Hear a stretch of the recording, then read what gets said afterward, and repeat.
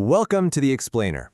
Today we're diving into a genuinely fascinating piece of cultural history. We're looking at the Muslims of eastern Sri Lanka, a community that pulled off something absolutely remarkable. Over centuries, they managed to beautifully and seamlessly blend local Tamil matrilineal traditions with their core Islamic beliefs, basically creating a social structure that is entirely their own. It's this incredible story of migration, language, and adaptation, and we are going to break down exactly how it all happened using today's source material. So here's our roadmap for this explainer. We'll start with the unique clans of the East, then we'll jump into three really cool case studies, the Mantharagudi, the Koskodagudi, and the Sambanati-Kudi. And then finally, we'll wrap it all up by looking at their cultural roots. All right, let's get into it. Unique clans of the East. Now, to really grasp the social fabric of Eastern Sri Lankan Muslims, you have to understand this one foundational concept, the Kudi. Basically, it's a matrilineal descent system. In Tamil, it's often called Thaivasi. And what this means is that your lineage, your clan identity, and super importantly, your property rights are traced exclusively through the mother's side. It's this ancient local cultural architecture that the community adapted perfectly to fit right alongside their religious framework. But these structures didn't just pop up overnight, right? They weren't static at all. The source material shows us that these clans evolved really dynamically.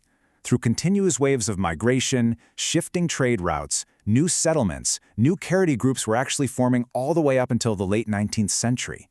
So we're talking about a living, breathing social system that was constantly adapting to the times. Moving on to our first case study, the Mantharagudi, or the trader's journey. The ancestors of this particular clan actually didn't start out in the east. They migrated from the inland regions of the northwestern province, specifically from a village in the Kurunegala district. And their linguistic evolution, it is fascinating. It starts with this ancient Sinhalese phrase, Madathadigudi, which literally translates to the lake of the large-tusked elephant. Over time, as you know, language naturally shifts, and this became Manthirava. Finally, as they settled in the east, they became known as the Mantharagudi. Now, before they even moved east, their ancestral village had this incredibly captivating origin myth. According to local lore, a Kandyan king wanted to reward a trusted Arab youth, so he placed a lamp on a mountain peak, and he said that wherever that light shone, he'd gift that land to the young man. This illuminated land became Pahanagama, the village of light. It's a great story that highlights their royal connections and early footprint, long before they migrated to the eastern coast to basically dominate the cattle and caravan trade. Because of that history as inland cattle traders navigating some seriously tough terrain, they developed a pretty fierce reputation. In fact, there's a local proverb still known today. The people of Mantharagudi will fetch fire in a deer horn. I absolutely love this detail, because it really brings the history to life. It was basically the local way of saying these people had immense bravery, resourcefulness, and just absolute perseverance. Let's look at our next group, Koskodagudi, the Honey Mudaliar. Okay, I've got a bit of a historical mystery for you here. How does a Sinhalese village name from the southwest coast, combined with a male government official's title, end up defining a matrilineal Muslim clan all the way over on the eastern coast? Well, it all traces back to one man, Ibrahim Levvaigudi Mudaliar. During British colonial rule, he was appointed to work in the east, and his legacy was so massive that the clan actually took on several names reflecting his life. First, Koskodagudi, named after his home village, then Rajabashava Mudaliar Kudi because of his title as a government translator. Later on, community records called them Quraish Kudi, claiming ancestral descent from Khalis Abu Bakr. But honestly, the most interesting name is that third one on the list. Then Mudali, which translates to the Honey Mudaliar. So why honey? Well, oral histories tell us it's because he spoke the language of commerce at the time, which was English, so sweetly, fluently, and elegantly when he was presenting cases to the British judges that the title just stuck. It's pretty wild to see how colonial administration and just one guy's linguistic skill directly shaped a lasting local clan identity. But wait, remember, this is a matrilineal system we're talking about, right? So how did the Honey Mudaliar's wealth actually work within the Kudi? Well, his wealth is a textbook example of this system in action.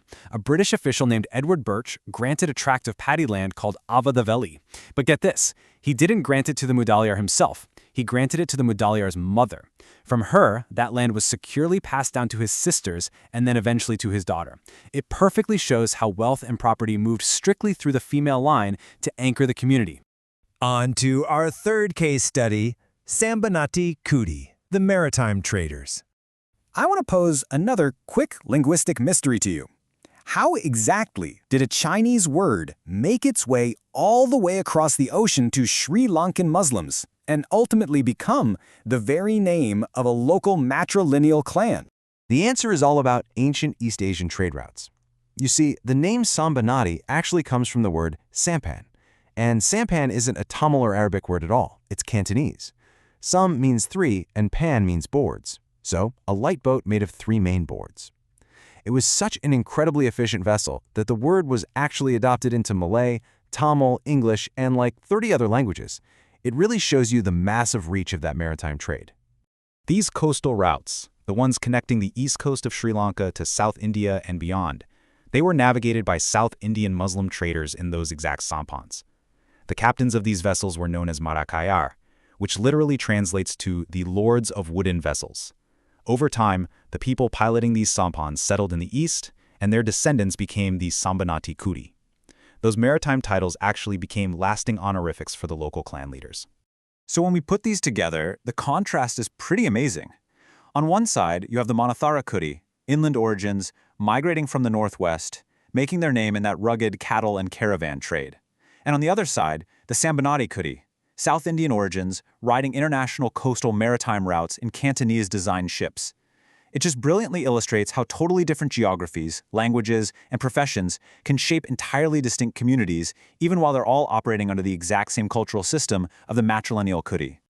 Let's wrap things up with cultural roots and historical continuity. If you take just one thing away from this explainer, let it be this. The Eastern Sri Lankan Muslims built a truly brilliant cultural architecture.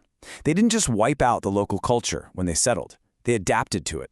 They successfully balanced ancient Eastern matrilineal traditions, passing down clan identity and property through the mother, with their core Islamic beliefs, making sure the fundamental tenets of their faith were never compromised.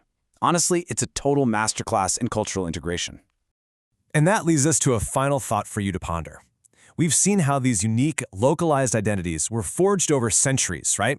Through inland migrations, sweet-talking translators, and Cantonese boats. In today's hyper-interconnected world, where migration and linguistic blending happen faster than ever before, what new cultural legacies do you think we're creating right now?